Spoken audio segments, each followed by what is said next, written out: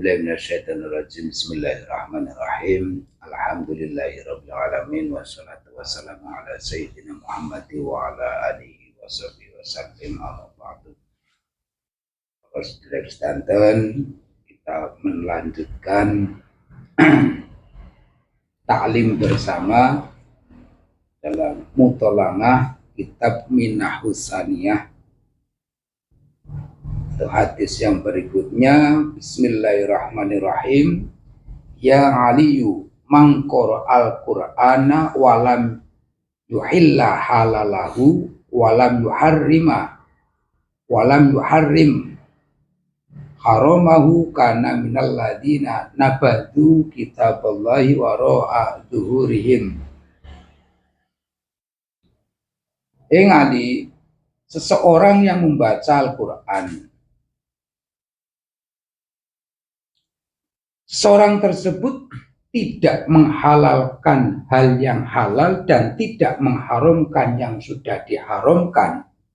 Dalam Al-Qur'annya semuanya disamakan, halal juga disamarkan, haram juga disamarkan. Yokana mongko ono sapa siman ono iku minal ladzina saking golongane wong akeh nabadu kang padha buang sapa ya alladzin kitaballahi ta'ala ing kitabe Gusti Allah taala waro adzuhurihim ing dalam arah mburi gegere alladzina kabeh.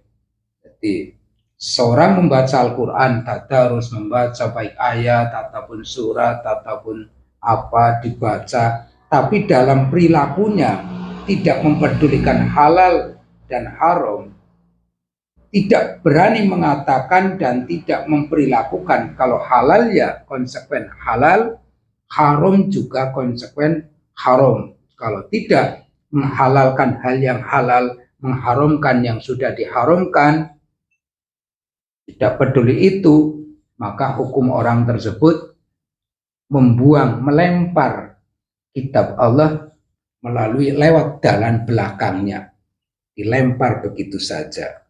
Nah, satu hadis wasiat Rasulullah kepada Sayyidina Ali, kita mutolangah bersama, kan kita bahas sedikit bersama tentang membaca Al-Quran itu bisa jadi tambaning ati, juga bisa jadi alat percakapan kita dengan Allah. Tapi kalau cuma membaca tetap dalam perilakunya halal haram tidak dipedulikan, maka Al-Quran dilempar begitu saja lewat jalan belakang, lewat punggungnya.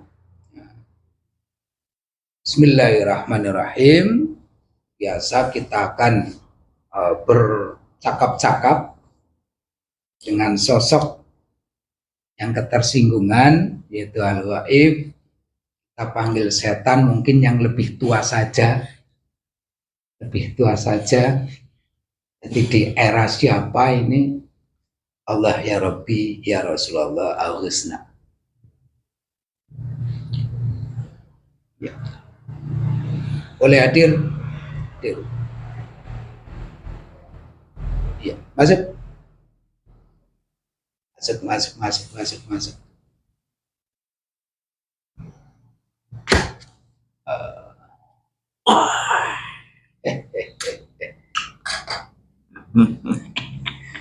Si setan panganane ketan. Tak, ikon parikane bocah cilik aku mbiyen. Tan panganane ketan setan. Nyek, undang ngenyek, cuman kenapa sih dikatakan setan? Dari bahasa yang bagaimana setonun, insanun kan jelas, insanun kan manusia yang artinya nasia, memang diberi lupa oleh Allah, makanya insanun mahalul khata wa nisyan, goning kelalen karo lupa.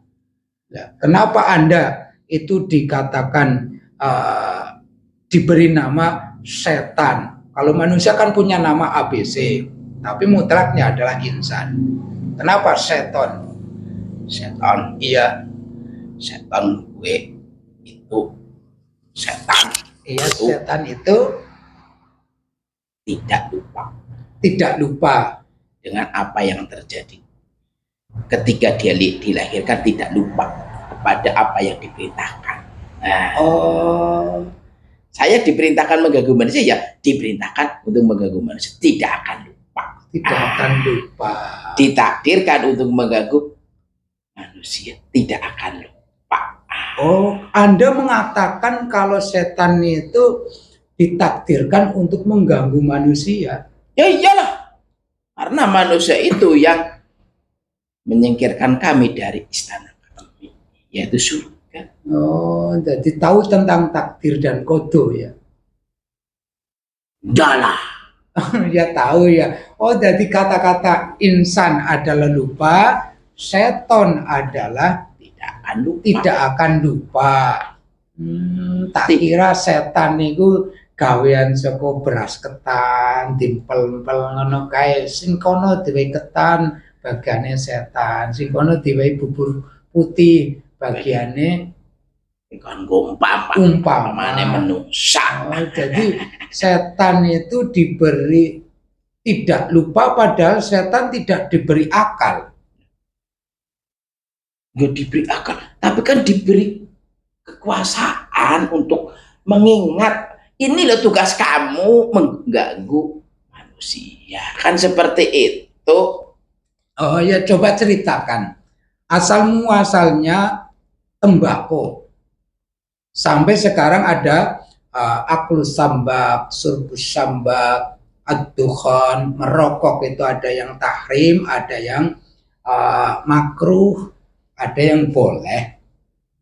Asal muasalnya tembakau itu bagaimana? Asal muasal tembakau. Iya. Saya lahir belum ada. Iya, kamu lahir belum ada tembakau. Iya. Karena saya lahir, iya, belum ada tembakau. Jadi diajarkan tembakau itu untuk apa? Seperti itu. Jadi saya hanya diajar kamu mengganggu manusia dari segi sini seperti itu. Itu bukan pertanyaan yang jauh. Kan saya lagi ngomong, Anda setan memang tidak lupa, tapi tidak diberi akal. Katanya tidak lupa, tapi kok tidak diberi akal. Saya menanyakan, adanya tembakau itu asalnya itu dari mana? Asal keberadaannya? Dari daun. Dari daun. Ada kisah tersendiri enggak? Anda tidak diceritani? Enggak. Saya minta yang setan lebih bisa cerita. Kamu keluar dulu ya? Ya. Iya, keluar. Ini ada setan lebih tua. Ya.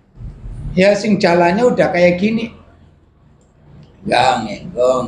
Iya, kamu boleh.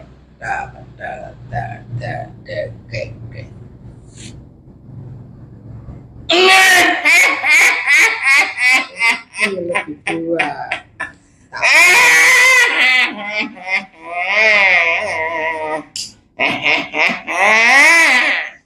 Saya merokok. Tidak apa-apa. Tidak apa-apa. Ceritakan tembakau itu dari apa? Tembakau. Iya. Itu asalnya dari daun yang diracanya. Tetapi sebenarnya itu kalau saya menghisap tidak bisa. Saya jadi ingin tapi tidak bisa.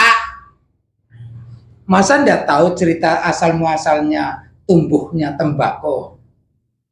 Ya, tumbuh seperti ini, seperti apa? Seperti itu kan daun-daun tembakau. Iya. Ini kan daun tembakau. Kan ada sesuatu yang akhirnya pada waktu Nabiullah Adam turun ke bumi, sesuatu dari Nabi Adam tumbuhlah kurma dan sesuatu dari Nabi Adam tumbuhlah cengkeh. Lah, Anda juga turun ke bumi mengikuti manusia, terus terjadi sesuatu. Coba ceritakan. Tidak, saya tidak akan cerita. Loh, makanya saya hanya menanyakan satu hal, tembakau ini. Tembakau bukan dari kami lahir, tidak ada. Kami tidak mau katakannya kalau tembakau itu adalah kencing saya, tidak mau. Tak kira kamu di bumi berkencing lalu Tidak. tumbuh tembakau. Oh, kencing saya wangi masa dihisap oleh kamu pasti mati jadi pengikut saya. Kalau kencing saya tumbuh jadi tembakau, pasti kamu jadi ikut saya. Oh, kayak gini kan ada kisah ini, makanya saya mempertanyakan hal ini. Pada waktu Nabi Allah Adam turun, menangislah, minta maaf pada Allah, akhirnya di titik terakhir mata kanan jatuh ke bumi, tumbuhlah pohon kurma, yang kiri jatuh, tumbuhlah pohon cengkeh, dan iblis, setan turun ke bumi berkencing dan air kencingnya tumbuh tembakau. Tidak. Makanya ini jadi perdebatan. Tidak, itu tidak. Kalau itu tembakau itu dari kencing saya, ya jelas ya yang itu sudah pasti ikut saya semua. Tapi kan tidak kan? Oh ya, tidak boleh. Ya. Nah, kayak gini karena ini diperdebatkan ada halal dan ya, kalau saya nggak berdebatkan ini sudah pasti bukan saya kencing saya. Kalau kencing saya yang saya kencing tumbuhnya itu yang bikin orang bukan tembakau, bukan seperti ganja. Ya, seperti seperti yang seharusnya dibuat untuk itu kencing saya. Ya, ada kisah. Tatkala tumbuhnya anggur, oleh iblis itu disembelihkan jago, darah jago ditaruh untuk buah anggur, terus darah anjing disiramna maring buah pohon anggur. Dari hewan-hewan yang lain, dari ayam, dari anjing, dari harimau juga, terus dari hewan-hewan kambing, 12 hewan disembelih oleh kamu, disiramkan ke buah anggur, sehingga anggur sekarang dijadikan anggur minuman seger dan lebih akan kuat kayak dene beruang, akan kendel kayak dene macan, akan ngomong baik kayak dene jago. Ronyem baik sih karena pola kamu kan apa, bagaimana, coba ceritakan. Kesalahan dari leluhur kami itu ada ayamnya, ada kambingnya, sehingga bisa dimakan kamu. Maksudnya dimakan dalam arti kalau dibuangnya kan dimakan tidak apa. Iya. Tapi kalau sudah menjadi sari kan bahaya. Nah itu kan bahaya. Kesalahan kami seperti itu. Seharusnya anjing, ular, babi. Tapi babinya nggak ikut disembelihkan ke situ. Udah ikut akhirnya. Ya. Nah, jadi kalau itu juga ya harimau sehingga minum. Singa tidak. Harimau ya terkadang minum jadi kendel mana. Tapi kan kalau kendel setelah itu kan langsung kelepas kan sifat macan seperti kan. Iya. Ya seperti itu. Oh, jadi tembakau bukan air kencing kamu ya? Bukan. Kalau air kencing saya sudah pasti yang itu ikut saya semua. Oh ya, sebenarnya saya bukan mempermasalahkan Anda kencing ataupun tidak. Kalau kencing berarti tidak pernah pempesan karena kamu tidak pernah bercelana.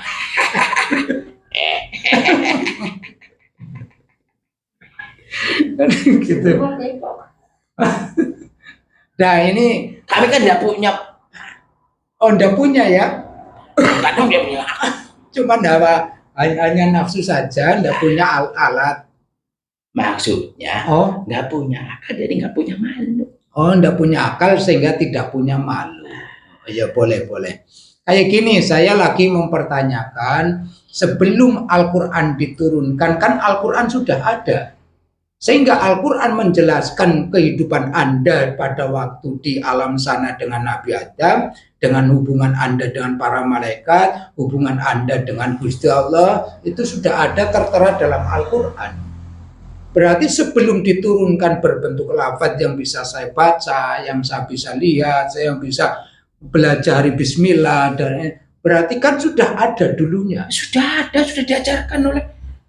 Sudah ada ya? Ya sudah ada. Belum tertulis ya? Belum tertulis, tapi sudah dilafalkan oleh para malaikat. Oh, sudah dilapatkan oleh para Ya, malaikat. saya juga harus diajarkan sebelum ada Adam. Kami juga diajarkan sebelum ada Adam. Lah ini kayak gini. Tapi sudah ada nur yang seperti itu. Yang saya tidak suka itu nur apa? Itu tuh yang Nur Nabi saya lah. nah seperti itu sih tidak suka itu. Tidak suka dari awal. Tidak. Karena itu ancaman bagi iblis lah ya. Azazil. Ya buyutmu itu. Jadi memang Al-Quran bisa menceritakan kisah Nabi Adam, ada kisah Nabi Nuh, Nabi dan seterusnya. Memang sudah ada sebelum sejak azali sudah ada lah ya. Sehingga di kalangan malaikat Anda juga sudah membaca itu ya. Mendengar. Malaikat membaca, saya mendengar. Oh, malaikat membaca, Anda mendengar. Tidak ikut membaca pada waktu itu. Saya lebih mulia dari malaikat. Oh, Anda lebih mulia dari malaikat. Kenapa tidak mau membaca? Ya, dengar saja cukup lah. Dengar saja cukup. Amin saja melu. Ya cukup kayak gitu ya. Amin dok lebih surga. Surga kayak apa aja nih kok? Ya indah lah. Kamu minta apa? Pasti ada. Kan Nabi Adam sudah di surga pada waktu keluarlah ke surga, jangan mendekati buah khuldi, pohon khuldi. Nah, itu bermakna yang luar biasa. Sebenarnya itu hanya sebagai anu saja lah, kiasan saja lah. Wala taqrabu hadis saja. Intinya kami goda agar dia membantah kepada sana. Itu hanya untuk mencoba saja sebenarnya. Dicoba kata buyut saya seperti itu hanya itu adalah perintah agar dia tidak makan.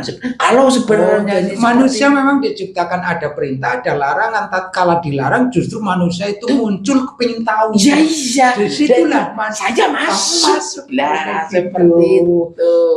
Tatkala Allah melarang wala taqrabu hadis syajarata, jangan mendekati buah ini, pohon ini. Sebenarnya itu awal larangan ya. Iya. Awal larangan, setan tahu tentang larangan dan tahu tentang struktur manusia. Kalau manusia dilarang biasanya penasarannya muncul. Ya, seperti itu. Jadi timbullah yang namanya penyakit hirsun, loba dalam manusia. Oh kayak gitu. Terus Al-Quran yang sudah tempo dulu terjadi, ya sementara kita baca setelah mangkoro Al-Qur'ana walam yahil aromahu walam orang apa walam yuharim haromahu nabadu kitab Allah. Terus jadi golongan orang-orang yang melempar kitab-kitab Allah lewat belakang. Nah itu artinya bagaimana? Dalam artinya orang-orang yang tadinya kan kalau dilarang justru muncul pingin taunya. Lah membaca jelas diterangkan ini halal, ini haram, tapi tidak peduli halal dan haram, maka termasuk golongan orang-orang yang melempar kitab Allah lewat belakang. Itu yang saya pertanyakan. Memang orang itu ataupun kita lah, nyong ya kenal lah. Kamu aja ya. Iya, saya saja. Ya, nanti saya jadi paham. Rasa penasaran, baca, lah nyong, yang penting mangan. Iya, yang penting makan sajalah. Bergizi tidak bergizi saya. Kami bisikan. Karena kami sudah tahu haram, nanti bisa kamu dengan ini. Haram kamu bisa dengan ditebus dengan sholat ini seperti itu. Iya. Jadi nanti manusia itu akan terbawa saja. Jadi dia hanya membaca saja, tidak mendapatkan apa yang menjadi anugerah kepada dia ketika dia membaca. Saya ambil anugerah. Seperti itu. Anda bisa mengambil anugerah dari contoh haram. Nanti kamu itu bisa menyelesaikan haram dengan melakukan seperti ini. Iya, saya bisikin yang seperti itu. Kamu minta-minta sana. Padahal kamu kaya, kan seperti itu kan. Kamu kaya minta-minta, nggak apa-apa. Alasannya untuk ini. Lalu kamu sedekahkan sedikit, nggak apa-apa. Saya bisikan seperti itu. Iya, karena lebih iya. Terus Ya paham nggak? ya paham, arahnya paham. Terus anugerah tentang amal ini dapat 10 juta, yang 1 juta untuk muharraman, yang 9 juta untuk kepentingan ini. Nanti lah, ini kan ada anugerah, kok bisa Anda ambil? Itu kan jadi nanti Lah aku jadi setan, jadi bodoh. Memang setan. Ya ini jadi kekuatan saya untuk semakin bisa membisiki orang-orang seperti kamu, seperti itu. Jadi begini, ketika ada anugerah yang tidak sampai kepada orang kita ambil, jadi kita semakin dekat, kita mendekati orang-orang yang lebih memahami bacaan-bacaan itu. Terus bisa kita selalu membisiki terus, jadi seperti itu. Paham nggak? Bagus, iya paham. Ya, paham bagaimana? Iya, umpamanya saya melakukan sesuatu yang bersifat perintah Allah, tapi tidak peduli halal haram dalam perintah ini ya. Yang penting saya kedepankan sosial. Harta ini dari manapun saya tidak peduli, yang sosialnya itu kan satu nilai perintah. Terus saya tidak dapat apa-apa karena melempar Alkitab, Al-Quran, dengan begitunya dapat fadilah dari sosial kita. Anda ambil, Anda punya kekuatan dari itu untuk menggoda di atas saya. Ya seperti itu. Yang di atas saya ya lebih. Nanti kita berlevel-level nanti jadinya seperti itu. Oh, itu kinerjanya. Paham? Ya, paham. Nah, jadi kalau orang membaca seperti itu, ya orang itu mubah ya. Saya ada pertanyaan dari dulu, itu dari kecil juga mulai ada angen-angen, kenapa sih setan itu takut sama Bismillahirrahmanirrahim kayak gitu. Katanya setan dibacakan Al-Quran pada takut, dibacakan basmalah juga takut. Jawabannya Anda bisa diterangkan? Apa memang sudah pakemnya kayak gitu? Pakemnya kayak orang yang membaca Al-Quran kayak gitu saja. Itu tergantung daripada orangnya. Kalau ininya untuk pamer-pamer ria-ria, saya dibalik, itu tidak mempan bagi saya. Ya kan? Iya, tidak akan mempan. Kalau dari sininya, karena Al-Quran sifatnya wahyu kepada Nabi, wahyu ini sebenarnya disampaikan kepada umat. Hanya levelnya Allah kewahyukan ke Rasulullah, oleh Rasulullah sebagai risalah disampaikan kepada umat, kepada hati yang memang pas nampak tersebut ya. Kalau dibaca lewat hati-hatinya baca basmalah pun kamu ketakutan dan terbakar seperti itu. Iya. Tapi kalau orang-orang yang seperti tadi saya katakan itu loh, ya ndaklah kita rangkulan bersama lah. Al-Quran yang tidak pernah dibaca, Al-Quran hanya di atas lemari, penuh dengan rahmat, penuh dengan debu, itu ditakuti juga. Ya ditakuti lah. Tapi siapa yang dulu membacanya dulu? Siapa? Umpamanya ya, ada seseorang sergap membaca Al-Quran, lalu Al-Quran itu sudah apa? Karena orangnya sudah seputul, akhirnya Al-Qurannya ditaruh di atas almari.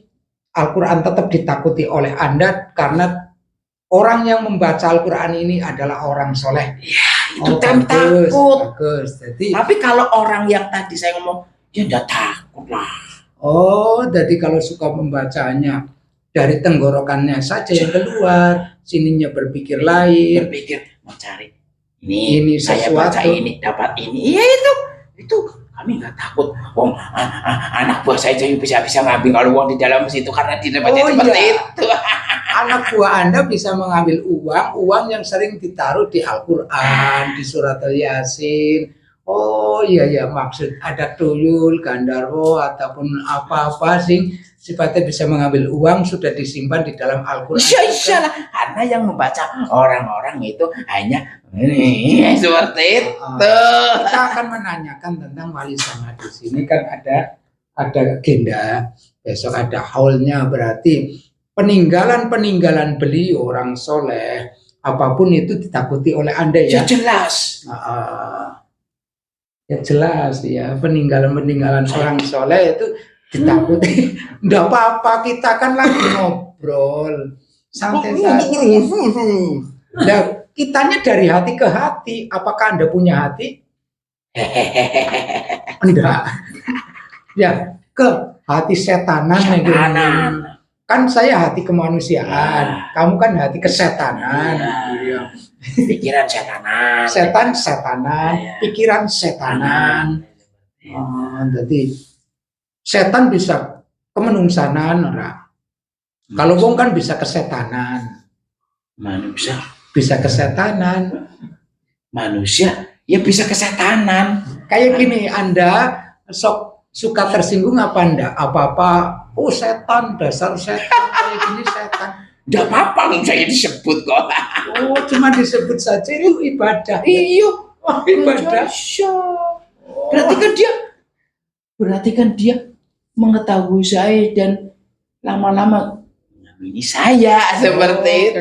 Gitu. Jadi, cangil setan ya. Nanti aja jadi setan.